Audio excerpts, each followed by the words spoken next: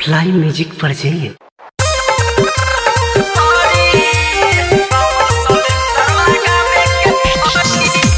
Music boy Santosh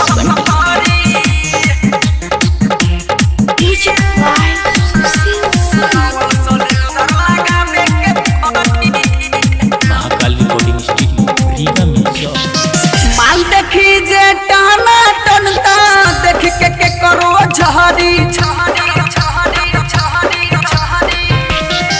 माल देखी जे टहना टनता देख के करो झहरी अरे सिंघल से काम न चली डबल सलेंसर लगाबे के पड़ी।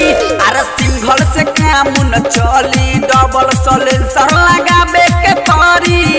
अरे सिंघल से काम न चली मान देखी जे टाना टनता देख के करो झहरी।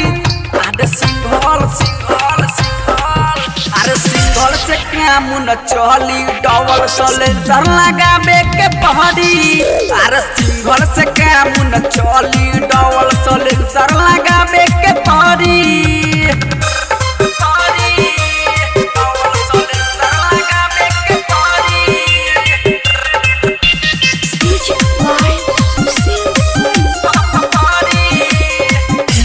लेता बुरबा जबन का जाई जो बनना झूल देखे में लागे जवानी कर दिल के हमारा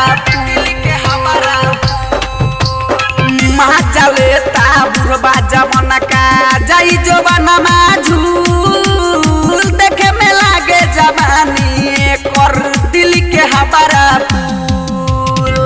अभी मजा लेता बाद में भतरा चोरी अभी लेता मजा बाद में भतरा चोरी। अरे सिंघल से काम न चली डबल सलेंसर लगाबे के पड़ी।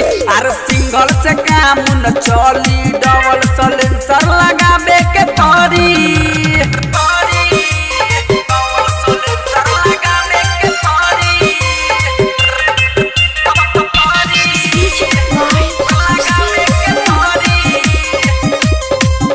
जितेंद्र राजा खाता लभ के खाजा गजा सोपिया संगे छौरी लेता चरस के माजा साथी रंजित राजा खाता लभ के खाजा सब छौरा के चिखेली बासी बाकी ताजा ऊपर से झूली नीचे से फूली भक्रों के मना करी।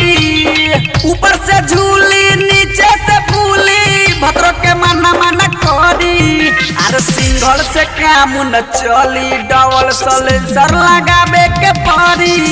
अरे सिंघल से काम न चली डबल सलेंसर लगाबे के पड़ी। अरे सिंघल से काम न चली मान देखी जे टाना टनता देख के करो झहरी। अरे सिंघल से काम न चली डबल सलेंसर लगाबे के पड़ी।